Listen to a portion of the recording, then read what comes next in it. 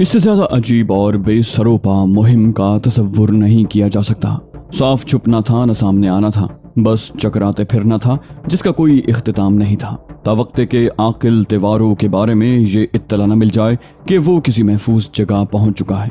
चुनाचे जहां से मैंने अपनी मुहिम का आगाज किया वहीं से मेरे लिए ये जरूरी था कि इसराइली फौजियों को अपनी जानिब मुतवज्जे कर लूं। मैं किसी सहमे हुए खरगोश की तरह घनी झाड़ियों में दुबका बैठा हुआ था। मेरे इर्द गिर्द अंधेरा और आसाब शिकन सन्नाटा फैला हुआ था। चंद लम्हे कान लगाए मैं अतराफ की आवाजें सुनने की कोशिश करता रहा। जिस जगह मुझे पहुंचाया गया था वहां के बारे में मुझे तफसीलात बता दी गई थी और इन तफसीलात के तहत यहाँ चारों तरफ अमरीकी फौजी बिखरे हुए थे। मैं जिस रास्ते से गुजर कर यहाँ तक आया था वहाँ एक हद तक मेरे साथी मेरा साथ दे चुके थे और अब उसके बाद ये दुश्वार गुजार खित्ता मुझे तन्हा ही उबूर करना पड़ा था और उस खित्ते को उबूर करते हुए मौत मेरे साथ साथ सफर करती रही थी। घनी झाड़ियों और कांटेदार पौधों के दरमियान से गुजरते हुए मेरा बदन जगह जगह से जख्मी हुआ था, लेकिन मुझे बता दिया गया था कि इन्हीं आफात से गुजरने के बाद मैं अपनी मंजिल तक पहुंच सकता हूं। मैंने बखूबी अंदाजा लगा लिया था कि इस इलाके में मौजूद फौजी किसी पुरस्कार शख्सियत की नकलो हरकत से बाखबर हो चुके हैं और वो इसराइल से बाहर जाने वाले रास्तों की कड़ी निगरानी कर रहे हैं। ये एहसास मेरे लिए खुशगवार था। मैं यही तो चाहता था और यही मेरी यहाँ मौजूदगी का मकसद था। मुझे उन लोगों को साथ साथ लगाए इधर से उधर घूमते फिरना था। उस जगह के बारे में तफसीली वाकफियत तो नहीं हो सकती थी तावक्ते कि मैं दिन की रोशनी में उसे अच्छी तरह देख लूं, लेकिन ये एहसास मेरे लिए बहुत ही अजीब था कि मैं इसराइली इलाके में हूँ, यानी उस जगह जहाँ मौजूदगी का तसव्वुर ही मेरे लिए मौत के मुतरादिफ था। काबिज और गालिब इसराइलियों ने यहाँ अपनी कुव्वत को मुज्तमा कर लिया था और मुझे अब सिर्फ ये काम करना था कि किसी कीमत पर उनके हाथ न आऊं और उसके लिए एक एक लम्हा एहतियात से गुजारना था। मेरी आंखें अंधेरे से किसी हद तक मानूस हो चुकी थीं। दूर तक खारदार झाड़ियां फैली हुई थीं। जंगल के हैबतनाक सन्नाटे में किसी जानवर की आवाज भी सुनाई नहीं दे रही थी। यहाँ तक के दरख्तों पर आराम करते हुए परिंदे भी खामोश थे। मैं अपनी जगह छुपा हुआ अपने बचाव की तदबीरों पर गौर करता रहा। मेरे पास जरूरत की जो अशिया मौजूद थी उनमें एक शानदार रिवॉल्वर भी था। मैंने कलाई पर बंधी हुई घड़ी में वक्त देखा। घड़ी की सुइयां सुस्त रवि से अपना सफर तय कर रही थी। सुबह होने में तकरीबन 2.5 घंटे बाकी थे। उन 2.5 घंटों में मैं उन लोगों की निगाहों से बचकर कितनी दूर निकल सकता हूँ, मैंने सोचा और आगे का सफर शुरू कर दिया और झाड़ियों से निकलकर खुली जगह पर पहुंच गया। यहाँ से मुझे अपने लिए कोई रास्ता मुंतखब करना था। अभी मैं चंद गज से ज्यादा नहीं चला था कि दफतन एक आहट सी महसूस हुई और मुझे यूं लगा जैसे कोई आहिस्ता आहिस्ता हरकत कर रहा हो। मेरे कदम जहां थे वहीं रुक गए और मैं टिकटिकी बांधे सामने की तरफ देखने लगा। किसी जानवर का हयूला झाड़ियों में मुतहर्रिक था। मैंने उसे देख लिया। मालूम नहीं कौन सा जानवर था जो मेरे सामने से दौड़ता हुआ आगे बढ़ गया था। वक्त तेजी से गुजरता जा रहा था। मैं एक एक कदम फूंक फूंक कर रख रहा था। अगर पहले ही मरहले पर दुश्मनों के हाथ आ जाता तो फिर कैसे बात बन सकती थी। मेरा काम तो यही था कि निहायत मुस्तैदी से अपना बचाव भी करता रहूं और उन लोगों के लिए ऐसे निशानात भी छोड़ता जाऊं जिससे वो ये अंदाजा लगाएं कि इस जगह जो शख्स छुपा हुआ था वो आकिल तिवारू था और इस तरह उनकी पूरी तवज्जो अपनी जानिब मरकूज करके आकिल तिवारों को इसराइल से निकल जाने का मौका दूं। जिस जगह मैं छुपा हुआ था वहां मैंने कुछ ऐसी चीजें छोड़ दी जो मुझे मुहैया की गई थी और आकिल तिवारों की निशानदही करती थी। मजबूत जूतों से पैरों की हिफाजत तो खूब हो रही थी, मगर चलने में थोड़ी सी आवाज पैदा होती थी। गनीमत यह था कि नीचे की जमीन नरम थी, इसलिए जूतों की आवाज ज्यादा नुमाया नहीं थी। एक जगह से तकरीबन 1-1.5 फरलांग चलने के बाद यकयक एक पगडंडी मेरी निगाह में आ गई। ये पगडंडी जुनूब की जानिब जा रही थी। मैंने यही रुख इख्तियार किया और थोड़ी दूर चलने के बाद बाकायदा दौड़ने लगा ताकि दिन की रोशनी में जब उन लोगों को मेरी यहाँ मौजूदगी का इल्म हो तो वो मुझे तलाश न कर सकें। मैं चंद साथ लेने के लिए रुका और फिर आगे बढ़ने लगा। सुबह होने में अभी कुछ देर थी। दिन की रोशनी में उनकी निगाहों से बचकर रहना बेहद दुश्वार था। जाहिर है जंगल बिल्कुल वीरान नहीं हो सकता था। यहाँ उन्होंने बेहतरीन मोर्चे बना रखे होंगे। ऐसी पनाहगाहें होंगी जहाँ लोग पोशीदा होंगे। सरहद और उसके अतराफ में फलस्तीनी गोरिलों की कार्रवाइयां जारी रहती थीं और उन लोगों से निमटने के लिए बड़ी मुस्तैदी से काम करना पड़ता होगा। मैं मुसलसल भागता रहा। पगडंडी सांप की मानिंद लहराती बल खाती मेरे कदमों तले कुचली जा रही थी। अपने अंदाजे के मुताबिक मैं अब तक 5 मील का फासला तय कर चुका था, लेकिन ये कमबख्त जंगल था कि खत्म होने में नहीं आ रहा था, और खत्म होने की बजाय पहले से भी घना और ज्यादा दुश्वार गुजार होता जा रहा था। पहले जमीन हमवार थी, लेकिन अब रास्ता ऊंचा नीचा घास और झाड़ियों से पटा हुआ था। मुसलसल भागने से अलबत्ता मुझे ये फायदा जरूर हुआ था कि मेरा बदन खूब गर्म हो गया था और मैं खुद को चाको चौबंद महसूस कर रहा था। सुबह काजिब का उजाला धीरे धीरे सुबह सादिक में बदल गया। जंगल की सोई हुई जिंदगी बेदार हो गई थी और वो आसाब शिकन सन्नाटा अब परिंदों और हशरातुल अर्ज के शोर में ढलता जा रहा था। मजीद कुछ दूर चलने के बाद मैं एक छोटी सी नदी के किनारे पहुंच गया। नदी के ऊपर लकड़ी का एक नाजुक सा पुल बना हुआ था। नदी देखकर बेइख्तियार दिल चाहा कि खूब अच्छी तरह मुंह हाथ धोऊं। रात भर की थकन उतारने का ये बेहतरीन जरिया था। चुनाचे मैं अपनी उस ख्वाहिश को दबा न सका, फिर कुछ देर सस्ताने के लिए लेट गया। रोशनी अब काफी हो चुकी थी और सूरज निकलने में ज्यादा देर नहीं थी। अब मुझे छुपने के लिए कोई मुनासिब जगह तलाश कर लेनी चाहिए थी। चूंकि जो निशानात मैं उनके लिए छोड़ आया था, अगर वो उन तक पहुंच गए होंगे तो मेरे काम का पहला मरहला मुकम्मल हो गया होगा और उन निशानात की छानबीन की जा रही होगी। अगर उन्हें आकिल दीवारों के बारे में मालूमात हासिल होंगी तो अब तक काफी सनसनी फैल चुकी होगी। मेरी दिली ख्वाहिश भी यही थी कि जिस काम के लिए मैं यहाँ आया हूँ उसकी इब्तिदा जल्द से जल्द हो जाए। पुल के उस तरफ कोई ऐसी जगह मौजूद नहीं थी जिसे मैं चंद घंटे आराम के लिए मुंतखब कर सकता। चुनाचे मैंने लकड़ी का ये पुल पार किया और दूसरी तरफ पहुंच गया। थोड़े ही फासले पर खेत बिखरे हुए थे। रोशनी इतनी फैल चुकी थी कि अब दूर दूर तक बखूबी देखा जा सकता था। खेत सुनसान पड़े हुए थे। कुछ और आगे बढ़ा तो दफतन ठिठक जाना पड़ा। थोड़े फासले पर मुझे कुछ दिखाई दिया था, कोई मुतहर्रिक शय। गौर से देखा तो 2 आदमी नजर आए जो आपस में गुफ्तगू करते हुए उसी तरफ आ रहे थे। एक लम्हे के लिए मैं जरा बदहवास सा हो गया, क्योंकि अतराफ में कोई ऐसी जगह नहीं थी जहां छुप सकता। इसके सिवा और कोई चाराकार नहीं रहा था कि मैं जमीन पर लेट जाऊं। चुनाचे मैं फुर्ती से जमीन पर लेटा और रेंगता हुआ लंबी घास में जा छुपा। मैंने सांस तक रोक लिया था। वो लोग मेरे बिल्कुल करीब से गुजरे और बातें करते हुए आगे बढ़ गए। जब वो दूर निकल गए तो मैंने उसी समत का रुख किया जिधर से वो लोग आ रहे थे।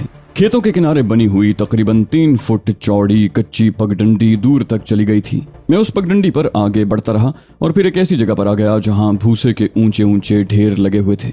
ये जगह आराम करने के लिए बहुत बेहतर थी। सूरज अब आसमान पर पूरी तरह उभर आया था और चारों तरफ रोशनी फैल गई थी। ज्यादा दूर जाने में खतरा था। चुनाचे मैंने तय किया कि इन्हीं भूसे के ढेरों में से किसी में छुप जाऊं और सूरज गुरूब होने के बाद दोबारा आबादी की तलाश में चल पड़ूं। चुनाचे मैंने भूसे के नम खूरदा ढेर में सुराख करना शुरू कर दिया। भूसे के ये ढेर गालिबन बहुत दिन से यहाँ मौजूद थे और रात भर शबनम और दिन भर धूप में रहने के सबब उनके तिनके और बुरादा आपस में चिपक गए थे। थोड़ी सी मेहनत के बाद भूसे के उस तोते में मैं एक खो बना चुका था। बाहर निकलने वाला भूसा मैंने इस तरह तोते के चारों तरफ फैला दिया कि देखने वाले शक न कर सकें।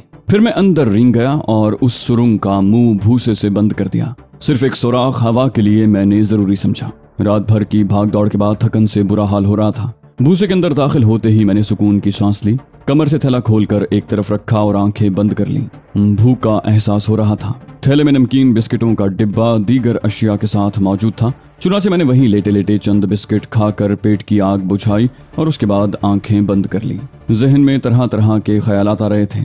मेरे अहले खानदान को मेरी मौत की इत्तला दे दी गई थी। सैन फ्रांसिस्को से आने के बाद उनसे मेरा कोई राब्ता नहीं रहा था। मुझे वतन अजीज से बेपनाह मोहब्बत थी, लेकिन वहां मेरा कोई चाहने वाला वालिद साहब के सिवा नहीं था। मैंने गर्दन झटकी और सोने की कोशिश करने लगा और फिर ख्याल के भंवर मुझे नींद के गहरे समंदर की तह में ले गए। पुरसुकून और मेहरबान नींद ने मेरी जिस्मानी थकन दूर कर दी थी। जागा तो पूरा बदन भूसे से अटा हुआ था। बाहर से किसी की गुफ्तगू करने की आवाज आ रही थी। एक लम्हे के लिए खून खुश्क होकर रह गया। ये कौन लोग हैं, मैंने सोचा। आवाजें इतने करीब से आ रही थीं कि अगर मेरे बदन में जरा सी जुम्बिश होती और भूसा अपनी जगह से खिसक जाता तो यकीनन किसी को मेरी वहां मौजूदगी का इल्म हो जाता। वो लोग किसी ऐसी जबान में गुफ्तगू कर रहे थे जो मेरी समझ में नहीं आ रही थी। जाहिर है मकामी जबान ही होगी। मैं सब्र सुकून से इंतजार करता रहा। गुफ्तगू करने वाले खामोश हो गए। फिर उनके कदमों की आवाजें सुनाई दी। वो वापस जा रहे थे। मैं कुछ देर और उसी तरह पड़ा रहा और फिर जब गहरी तारीकी चारों तरफ फैल गई तो मैं वहां से निकल आया। वैसे भी अब यहाँ रुकने का कोई जवाज नहीं था। चुनाचे मैं तेजी से जिस तरफ मुंह उठा चल पड़ा। थोड़ा ही फासला तय करने के बाद एक पुख्ता सड़क नजर आई जिसके दूसरी जानिब जंगल ही जंगल फैला हुआ था। मैं खासी कशमकश का शिकार था। समझ में नहीं आता था कि अब क्या करूं। बिलाखिर सड़क के किनारे किनारे सफर करने का फैसला कर लिया।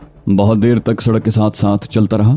फिर मैंने एक ट्रक को गुजरते हुए देखा और एक जगह छुप गया। जब ट्रक की रोशनियां तारीकी में गुम हो गईं, तो मैं फिर अपनी जगह से निकल आया और उसी सड़क के साथ चल पड़ा। मैंने सोचा कि अब अगर कोई ट्रक नजर आया तो उस पर सवार होने की कोशिश करूंगा। मेरी ये ख्वाहिश जल्द ही पूरी हो गई। थोड़ी ही देर के बाद मैंने एक और ट्रक को उस तरफ आते देखा। मैं सड़क के किनारे एक दरख्त की ओट में खड़ा हो गया। मैंने सोचा था कि ट्रक को रोकने की कोशिश करूंगा, लेकिन ट्रक जूं ही करीब पहुंचा मेरे होश उड़ गए, क्योंकि उस पर फौजी सवार थे। शुक्र है किसी ने मुझे नहीं देखा था। ट्रक बर्क रफ्तारी से आगे बढ़ गया और मैं देखता रह गया। मैं सोच रहा था कि अगर मैं सड़क पर निकल कर ट्रक को रोकने की कोशिश करता तो उसके बाद क्या सूरत हाल पैदा होती। वसीओरीज जंगल एक बार फिर मेरी निगाहों के सामने था और रात की तारीकी में जहां मेरे सिवा कोई इंसानी वजूद नहीं था। मैं तेज रफ्तारी से अपना सफर तय करता रहा और थोड़ी देर के बाद जंगल का ये सिलसिला खत्म हो गया।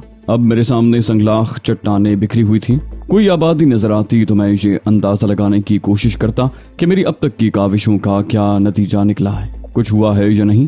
अभी मैं ये सोच रहा था कि दफतन मुझे कुत्तों के भौंकने की आवाजें सुनाई दी और मेरी निगाहें जो अब रात की तारीकी में देखने की आदी हो गई थी, अपने सामने नजर आने वाली एक पहाड़ी की जानिब उठ गईं, जहां मैंने दो फौजी जवान देखे, जिनमें से एक के हाथ में कुत्ते की जंजीर थी। कुत्ता पहाड़ी की तरफ मुंह उठाकर भौंक रहा था। एक बार फिर मेरे बदन में सनसनी सी दौड़ गई। मैंने अपना रिवॉल्वर निकालकर हाथ में ले लिया। हरचंद के जहां तारीकी फैली हुई थी और आसमान से मुझे देखा नहीं जा सकता था, लेकिन कुत्ते की मौजूदगी बेहद खतरनाक थी। वो बार बार बेचैनी से अपनी जंजीर पकड़ने वाले को घसीटता हुआ इधर से उधर फिर रहा था और फिर देखते ही देखते उसका रुख मेरी जानिब हो गया। अब मुझे फौरी तौर पर फैसला कर लेना था कि मुझे क्या करना चाहिए। मेरे सामने दो ही रास्ते थे। एक तो ये कि उन फौजियों को कत्ल कर दूं और उनके साथ ही कुत्ते को भी हलाक कर दूं, और दूसरा ये कि तारीकी का फायदा उठाते हुए किसी तरफ निकल जाऊं। लेकिन कुत्ता आसानी से मेरा पीछा नहीं छोड़ सकता था। मैं जिधर भी जाता वो समत का अंदाजा कर ही लेता। थोड़ी ही देर के बाद दूसरा फौजी पहले के करीब पहुंचकर उससे गुफ्तगू करने लगा। गालिबन वो कुत्ते के इस मुसलसल इस्तराब के बारे में मालूमात हासिल कर रहा था। फिर मैंने देखा कि उस दूसरे फौजी ने कुत्ते की जंजीर अपने हाथ में ले ली है और कुत्ते के पीछे पीछे मेरी तरफ बढ़ रहा है। जूं जूं वो नजदीक आता गया, कुत्ते के उछलने और कूदने की रफ्तार बढ़ती गई। मैं अपनी जगह बेहिस्सो हरकत खड़ा हुआ था और अब उनसे मेरा फासला बमुश्किल 40 फुट था। अब तसादुम के सिवा कोई चारा नहीं था। ये दोनों फौजी अगर तन्हा थे तो किसी बड़ी मुश्किल के पेश आने का अंदेशा नहीं था, लेकिन अगर उनके साथी भी अतराफ में बिखरे हुए मौजूद होते तो फिर सूरत हाल खराब हो जाती। मैंने कुत्ते की जंजीर पकड़कर आने वाले फौजी की खोपड़ी का निशाना लिया और रिवॉल्वर का ट्रिगर दबा दिया। रिवॉल्वर की नाल से शोला निकला और आगे आने वाला फौजी कलाबाजियां खाकर नीचे गिर पड़ा। उसके हलक से एक दिलदोज चीख निकली। मैंने वक्त जाया किए बगैर दूसरे फौजी का निशाना लिया और एक बार फिर ट्रिगर दबा दिया। गोली दूसरे फौजी के सीने पर लगी थी। वो भी बुरी तरह गिरा। कुत्ता गैज़ो गज़ब में उछल रहा था। मेरा ख्याल था कि अब वो मेरी तरफ आएगा, लेकिन ऐसा न हुआ। मैंने तीसरा फायर कुत्ते पर ही किया था, लेकिन वो कमबख्त बच गया और गुर्राता हुआ एक टीले की आड़ में दुबक गया। अब मेरे लिए इसके सिवा कोई चाराकार नहीं था कि मैं उसे भी तलाश करके हलाक कर दूं। रिवॉल्वर मेरे पास मौजूद था। मुझे यकीन था कि वो सिपाही जिसकी पेशानी का निशाना मैंने लिया था अब यकीनन मर चुका होगा। दूसरे के बारे में कोई सही अंदाजा नहीं हो सका था कि गोली ने उसे कितना नुकसान पहुंचाया, मगर मुझे उन दोनों से ज्यादा उस कमबख्त कुत्ते की फिक्र थी। उसे किसी भी तरह बचकर नहीं जाना चाहिए था, वरना दूसरे फौजियों को यकीनन खबर हो जाएगी। वो टीले की आड़ में दुबका मुसलसल गुर्रा रहा था। मुझे सिर्फ इस बात पर हैरत थी कि वो अब तक फरार क्यों न हुआ। पिस्तौल को संभालते हुए मैं आगे बढ़ा और एक ऐसी जगह पहुंच गया जहां से मैं कुत्ते पर निगाह डाल सकता था। और उस वक्त मुझे मालूम हुआ कि कुत्ता अब तक फरार क्यों नहीं हुआ था। उसकी जंजीर मुर्दा फौजी की कमर में बंधी हुई पेटी से मुंसलिक थी। गोया अब इस बात का खतरा नहीं था कि वो अचानक ही मुझ पर हमलावर हो जाएगा। मैं कुत्ते के सामने उस जगह पहुंच गया जहां से मैं उसका निशाना ले सकता था और मेरे पिस्तौल की बकिया गोलियां कुत्ते के बदन में उतर गईं। वो खून में लथपथ 2-3 बार उछला और उसके बाद साकित हो गया। इस काम से फारिग होने के बाद मैंने दूसरे फौजी का जायजा लिया। गोली उसके सीने पर दिल के कुछ ऊपर लगी थी। और उसमें अब भी जिंदगी बाकी थी। मैंने बगैर किसी तकल्लुफ के उस फौजी का पिस्तौल उठाया जो हलाक हो चुका था और उस जख्मी फौजी का निशाना लेकर 3 गोलियां उसके दिल के मकाम पर उतार दी। यूं महसूस होता था जैसे उनके अलावा यहाँ और कोई नहीं है, और ये खुशबख्ती थी मेरी कि मेरा मुकाबला सिर्फ उन 2 अफराद और एक कुत्ते से हुआ था। अगर यहाँ ज्यादा फौजी होते तो फिर मेरा बच निकलना मुश्किल होता। अब ये जगह छोड़ देना ही बेहतर था। ये दोनों फौजी यहाँ पिकनिक मनाने तो नहीं आए होंगे। चुनाचे मैंने एक समत का इंतखाब किया और चल पड़ा। काफी फासला तय करने के बाद मुझे बहुत दूर रोशनियां नजर आईं। शायद मैं किसी आबादी के करीब था। रोशनियों का फैलाव इस बात का इजहार करता था कि आबादी खासे वसीओ अरीज इलाके पर मुहित है। मुमकिन है ये कोई इसराइली शहर ही हो, लेकिन उस शहर में दाखिल होने से पहले बहुत कुछ सोचना जरूरी था। मैं नहीं जानता था कि मेरी पहली कोशिश किस कदर बारावर हुई है या नहीं हुई। चुनाचे अब मैं अपनी शनाख्त के लिए यहाँ मजीद निशानात छोड़ने का ख्वाहिशमंद था जो इस बात को जाहिर कर दें कि आकिल तिवारू इन्हीं इलाकों में पोशीदा है, और उसके लिए मुझे बहुत कुछ मुहैया कर दिया गया था। कुछ वक्त यहाँ गुजारने के बाद मैं आगे बढ़ गया। मेरा रुख उन्हीं रोशनियों की जानिब था जो रात की तारीकी में दूर कहीं टिमटिमा रही थी। फौरी तौर पर मैं बस्ती में दाखिल होना नहीं चाहता था, अलबत्ता बस्ती से कुछ फासले पर किसी ऐसी जगह का इंतखाब करके कयाम करने का ख्वाहिशमंद था जो मेरे लिए महफूज हो। एक चढ़ाई उबूर करने के बाद मुझे एक बाग नजर आया जिसमें मुख्तलिफ अक़साम के फूलों के दरख्त लगे हुए थे। मैं बाग में दाखिल हो गया और फिर एक घना दरख्त मुंतखब करके उसके तने के पास हमवार जमीन पर लेट गया। आसमान पर सितारों का सफर जारी था। मैंने आंखें बंद कर लीं और दिमाग को आजाद छोड़ दिया। जो कुछ बीत चुकी थी उसके बारे में सोचना बेमकसद था। बेहतर था कि नींद आ जाए ताकि दूसरे दिन जब जागूं तो कोई जहनी इंतशार बाकी न रहे। इस कोशिश में मुझे खातिर खां कामयाबी नसीब हुई और मैं गहरी नींद सो गया। दूसरी सुबह उस वक्त जागा जब सूरज काफी बुलंद हो गया था। घड़ी में वक्त देखा तो 9:10 हुए थे। खुराक या सुबह के नाश्ते के लिए पुश्त पर बंधे हुए थैले में बहुत कुछ था, लेकिन थोड़े ही फासले पर लटके हुए खुश रंग सेब दावत दे रहे थे। चुनाचे मैंने बाग के मालिक का गायबाना शुक्रिया अदा करके कुछ सेब तोड़े और उन्हें चबाने लगा। इस काम से फारिग होकर मैंने फैसला किया कि अब इस बाग से निकल जाना चाहिए, क्योंकि ये तो मुमकिन नहीं था कि इस बाग के रखवाले आसपास मौजूद न हो। किसी की निगाह में आए बगैर मैं आबादी में दाखिल होने का ख्वाहिशमंद था। बाग से बाईं समत हट कर थोड़ी ही दूर चला था कि पानी बहने की आवाज सुनाई दी। गालिबन ये उस नदी की ही कोई शाख थी जिसके पुल से गुजर कर मैं उस तरफ आया था। दिल चाहा कि अगर तन्हाई हो तो नहा लूं, और उस ख्वाहिश के तहत मैं बहती हुई नदी की जानिब बढ़ गया। जो ही मैं एक बड़े टीले की आड़ से नदी के सामने पहुंचा, मुझे रुक जाना पड़ा। 10-12 लड़के और लड़कियां उस तरफ चले आ रहे थे और मेरे इतने करीब पहुंच चुके थे कि अब मैं उनकी निगाहों से ओझल नहीं रह सकता था। मैं साकित रह गया। उन लोगों के हाथों में मुख्तलिफ चीजें थीं और यूं महसूस होता था जैसे वो पिकनिक मनाने इस तरफ आए हों। उन्होंने भी मुझे देख लिया था। अब उनसे छुपना बेमकसद था। चुनाचे मैं बेपरवाही से नदी के किनारे की जानिब चल पड़ा और पुश्त से थैला खोलकर नीचे रख दिया। अभी मैं नदी में नहीं उतरना चाहता था। इससे पहले उन लोगों का रद्द-ए-अमल देखना चाहता था। मैंने किनारे पर पानी में पांव लटकाए और एक जगह बैठ गया। वो सब मेरे नजदीक ही पहुंच गए थे। उनमें से एक ने आगे बढ़कर कहा, हेलो। मैंने भी नरम अंदाज में मुस्कुराकर जवाब दिया, हेलो। वो बोला, आप कौन हैं? गालिबन सैरो सयाहत के रस्सियां हैं या कोई मुहिम जू किस्म के आदमी मालूम होते हैं। आपका जाहिरी हुलिया बताता है कि आप दुश्वार मराहिल से गुजर कर यहाँ तक आए हैं। वो अंग्रेजी जबान इस्तेमाल कर रहा था। मैंने भी किसी मुस्कुराहट के साथ जवाब दिया, आपका ख्याल दुरुस्त है। वो बोला, हम आपकी कुछ मदद कर सकते हैं। मैंने कहा, नहीं, मैं किसी की मदद की जरूरत महसूस नहीं करता। उन्होंने मुझे दावत दी, तब आप हमारे साथ चाय जरूर पिएं। चाय पीते हुए मेरे जहन में एक ख्याल आया और मैंने गैर महसूस अंदाज में वो डायरी निकाल ली जिसमें इशारती जबान में बहुत से पैगामात लिखे हुए थे। मैंने सोचा कि उन लोगों के जरिए भी आकिल तिवारों की मौजूदगी की खबर पुलिस या फौज तक जरूर पहुंचनी चाहिए और ये डायरी इस सिलसिले में बहुत कारआमद साबित हो सकती थी। इस पर आकिल तिवारों का नाम साफ देखा जा सकता था। थोड़ी दूर तक मैं लड़कियों और लड़कों के साथ रहा। उनसे मुख्तलिफ मौज़ूआत पर गुफ्तगू होती रही। फिर उन्होंने टेप रिकॉर्डर निकाल कर उस पर एक कैसेट लगा दिया और रक्स करने लगे। मैं उनसे माजरत करके वहां से आगे बढ़ गया था और अब मुझे उस सवारी की तलाश थी जिस पर सवार होकर ये लोग यहाँ पहुंचे थे। उस जगह तक जहाँ वो मौजूद थे रास्ता इस कदर नाहमवार था कि कोई भी गाड़ी नहीं लाई जा सकती थी। इसलिए मुझे यकीन था कि उन्होंने अपनी गाड़ी आगे कहीं छोड़ी होगी जहाँ जमीन हमवार होगी। अगर मैं उनकी गाड़ी लेकर फरार हो जाऊं तो वो लोग मुझे किसी तौर नजरअंदाज नहीं कर सकेंगे। और मेरे बारे में यकीनन खोज में लग जाएंगे और फिर वो छोटी सी डायरी उन्हें मिल जाएगी जिसे मैं वहीं छोड़ाया था। उसके जरिए बात पुलिस तक पहुंचेगी और फिर उन लोगों तक जिन तक मैं वो डायरी पहुंचाना चाहता था। बिलाखिर मुझे चट्टानों की ओट में नीले रंग की वो कोस्टर नजर आ गई जिसके दरमियानी हिस्से पर एक सफेद धारी पड़ी हुई थी और उस पर गाड़ियां किराए पर देने वाली कंपनी का नाम भी लिखा हुआ था। ये पिकनिक पार्टी उसी कोस्टर पर आई थी। मैंने आसपास देखा, कोस्टर का ड्राइवर कोस्टर के अंदर मौजूद था और उसकी फ्रंट सीट पर आराम से बैठा हुआ सिगरेट पी रहा था। गालिबन उसे मेरी आमद का अंदाजा नहीं हुआ। करीब पहुंचकर मैंने आहिस्ता से दरवाजा खटखटाया और ड्राइवर गर्दन निकालकर मुझे देखने लगा। मैंने बड़े नरम लहजे में कहा, भाई नीचे आ जाओ। ड्राइवर सिगरेट का आखिरी कश लेने के बाद उसे उंगली से उछालता हुआ नीचे उतर आया, लेकिन मैं उसके इस्तकबाल के लिए तैयार था। ज्यों ही उसने नीचे कदम रखा, मेरा बायां हाथ उसकी गर्दन पर पड़ा और दाहिने हाथ का घूंसा कनपटी पर। जचा हुआ हाथ था, एक ही काफी रहा।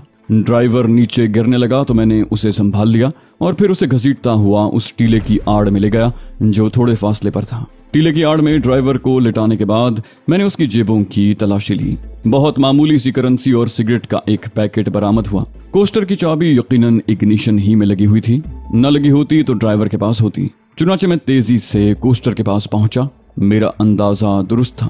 स्टीयरिंग पर बैठकर मैंने तेजी से कोस्टर को स्टार्ट किया और उसे बर्क रफ्तारी से वापस मोड़ लिया। मेरा रुख आबादी की जानिब था, लेकिन अब उस आबादी में रुकना भी खतरनाक था। यहाँ से निकल जाना ही मेरे लिए मुनासिब था। चुनाचे मैं इत्मीनान से कोस्टर दौड़ाता रहा। थोड़े ही फासले पर मुझे एक पुख्ता सड़क नजर आई और मैंने कोस्टर उस सड़क पर डाल दी। तो दोस्तों, ये थी हमारी आज की एपिसोड। उम्मीद करते हैं आपको हमारी कहानी पसंद आई होगी। जाने से पहले इस वीडियो को लाइक कीजिए और शेयर करना मत भूलिए। कमेंट करके हमें बताइए कि आपको हमारी वीडियो कैसी लगी। और अगर अभी तक आपने इस चैनल को सब्सक्राइब नहीं किया तो इसे सब्सक्राइब कीजिए और बेल आइकन दबाकर ऑल नोटिफिकेशंस ऑन कर लीजिए।